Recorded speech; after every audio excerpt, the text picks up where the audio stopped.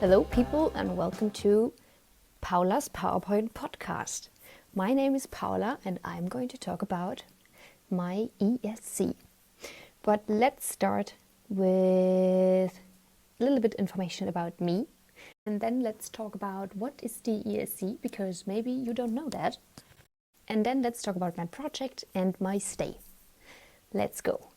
Who am I? My name is Paula, or more precisely Paula Louise Barchewitz.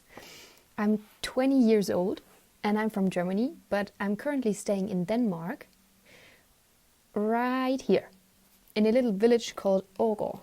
But before I tell you about that and my project, I'm going to tell you about the organization that made my stay in Denmark possible.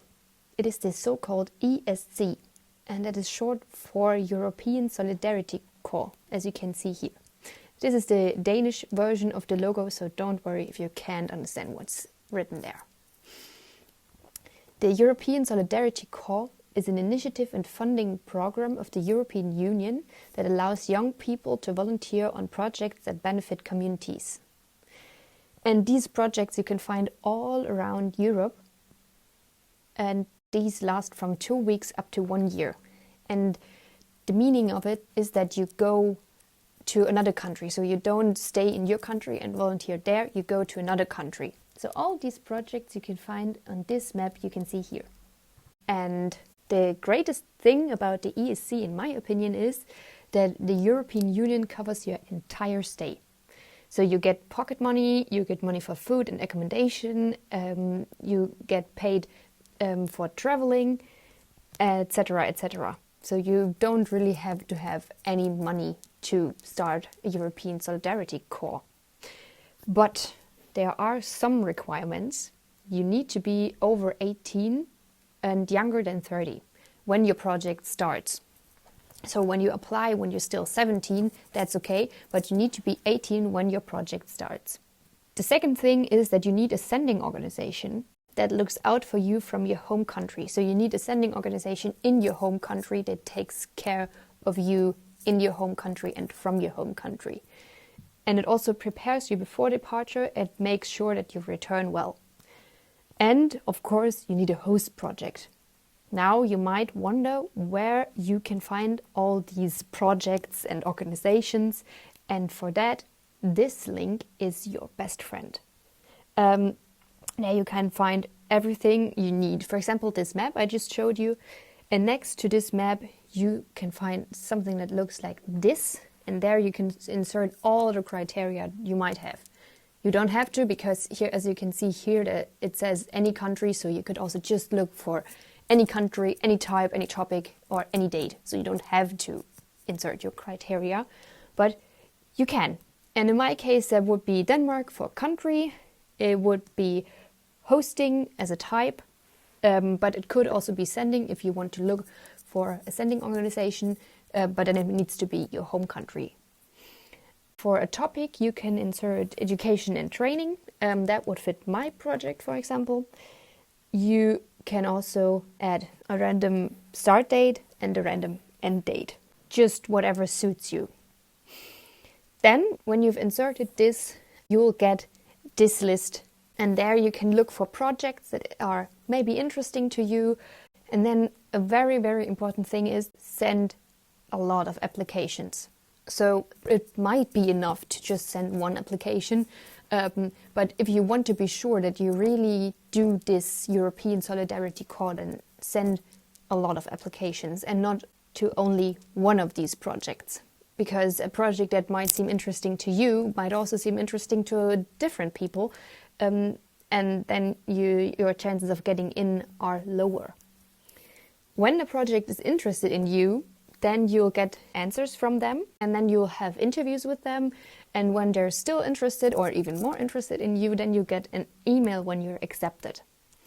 Examples of projects can be kindergarten, nursing homes for disabled or elderly people. You can work with animals, you can be politically active, or you can work in an Efterskole. At least you can in Denmark. And this leads me to my project. What you can see here is Aagaard Efterskole.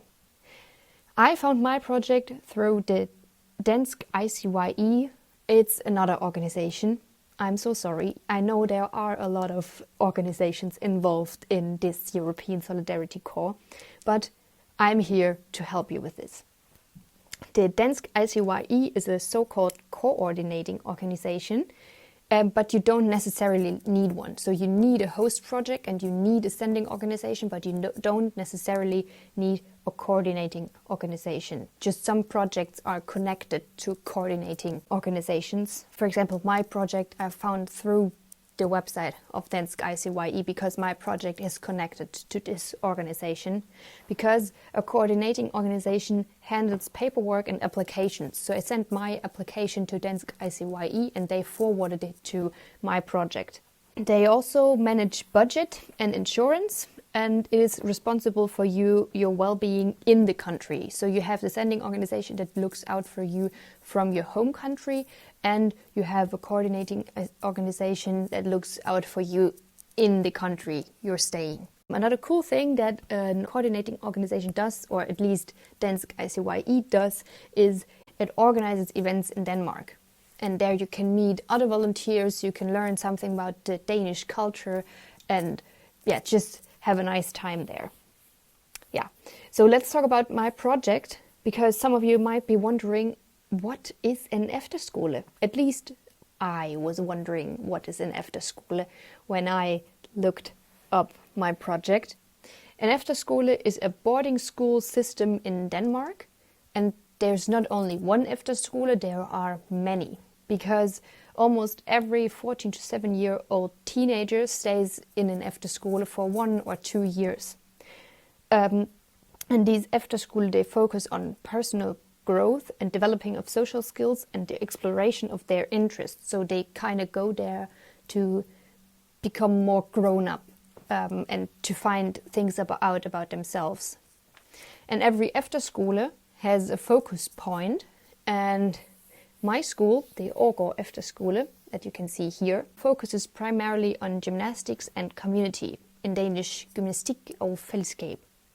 But it also has some creative subjects. My tasks were assisting in German and English classes, because I'm from Germany, so I'm fluent in German and I speak English quite well, so I could help the students with that. I also supervised the students once in the morning and once in the evening every week. And I also helped in the kitchen every week for a couple of hours. The school also has some optional subjects which are called valgfag, and there were every day 1 to 2 classes. And it could have been a sport like tumbling, football or dancing or gymnastics, but it could also be something creative like painting and sewing and ceramics, as you can see here. I stayed in Aagaard Efterskole from September 2025 until June 2026. So that makes in total 9 months and 15 days. And during my stay in Denmark, I experienced many unforgettable adventures. I traveled around quite a lot. For example, to Skagen, which is the most northern point of Denmark. I've been to Aarhus, which is the 2nd largest city of Denmark. And also to the 3rd largest city, which is Odense. And of course to Copenhagen, the capital. But I don't have time to tell you about all of them. So I'm going to tell you about, in my opinion, the most important experience, which is the camps. Camps are part of every European Solidarity Corps, so it doesn't matter if you go to Denmark, to Italy, to Poland, you will have these camps. And there's one on-arrival camp, which is usually 1 to 2 months after your arrival. And then there is the midterm training, which is usually 5 to 6 months after your arrival. And these camps last 3 to 5 days, and there is no better way to describe it. It's just like a class trip, because you stay in an accommodation and you share rooms, you have meals together, you spend time together and get to know each other. It's just like a class trip, and it was very nice. And we also had seminars where we talked about the principles of the European Union, because our projects our stay in Denmark, in my case, was financed by the European Union. So it's also important for us to know something about the European principles so we could behave according to them. And we also talked about how we are doing in our project so we could also help each other, because we were all volunteers with the European Union in Denmark. So we all were in a similar situation, and so we could also help each other sometimes. And from our instructors, we also got some tips about living in Denmark and how to deal with the Danish people and the Danish habits. So it was also quite fun to talk about that. And in this time, I met many great people. And here you can see some pictures of the camp in Aarhus. And we also met each other more times throughout the year. So we didn't only saw each other at the camps, we also saw each other more times throughout the year. We also got food and accommodation for free, which is very nice. So because it's part of your ESC, the European Union also pays for your camps. So it's very nice because I've been to Aarhus with the camp, and so I've kind of got financed this trip to Aarhus, which is really nice. So we also could explore the city, like the greenhouse, the museum and the street food market, which was really, really cool. But of course, my whole 9 months and 15 days weren't only a bed of roses. I also got challenged sometimes. I got challenged mainly by my role at work, because by first week when I arrived there, everything was so new and exciting, and I thought I would be like one of the students and I would make many friends among them. But then I realized that I'm not a student and I'm not a teacher, so I'm like between these groups, which made me feel like I didn't belong, and it made me feel useless, because a school is functioning quite well with teachers and students and you don't need a volunteer. So what is a volunteer doing in an Efterskole? So I had a tough time figuring out my way of working and my role. And also what didn't help was that I couldn't speak the language quite well. I mean, Danish people are very good at speaking English, but still, it felt like a burden for the students to make them talk English to me, which ended in the students being a bit closed up and not wanting to talk to me, which I can understand. So what helped definitely was learning the language. Of course, I'm not perfect in Danish, and of course you can learn the language that easily when you are in a country where they speak a very, very difficult language, and a language that's very, very, very different from your native language. But I was lucky that Danish isn't super hard to learn when you speak German and English. So I could actually get to the point where I can say I can communicate in Danish. And that definitely helped, because the students were way more open and we could have conversations and they weren't so closed off anymore. And while learning a new language, it was also very important for me to step out of my comfort zone, because I can't learn a language when I don't step out of my comfort zone and just try to talk and make mistakes and learn from them. So I stepped out of my comfort zone many times, and it helped me in finding out what I need and what I can contribute in the way how I work. For example, I realized that I'm a very creative person, so I started a creative project where every week when I had the evening supervising duty, I invited the students to join me for a creative activity. And it was really challenging because in the beginning nobody showed up, but in the end there were a lot of people that were doing creative things with me, and that was really, really great. So I had the feeling that I also did something for the students to make their year even better. And so I felt like I can contribute something to this school. I'm useful as a volunteer. What also really helped was being busy in the weekends. So meeting my volunteer friends I met at the camps.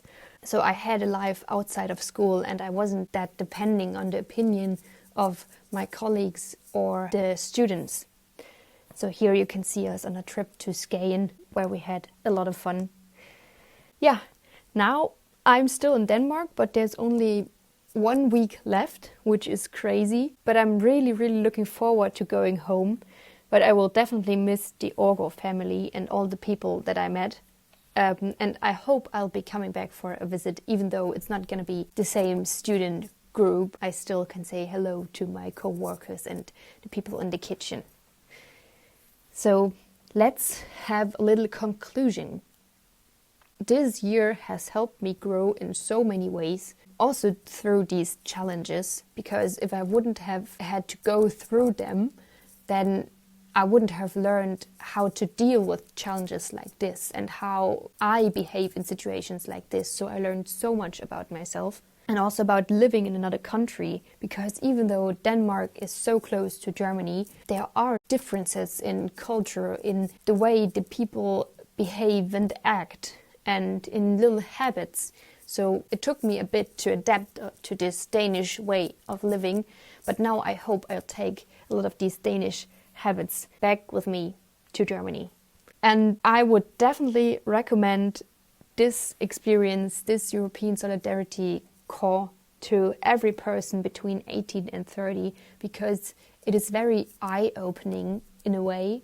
Even if you're not going to Denmark to the same project I've been, I think everywhere you go and every project you can work at is very, very eye-opening to everyone. So do that, people.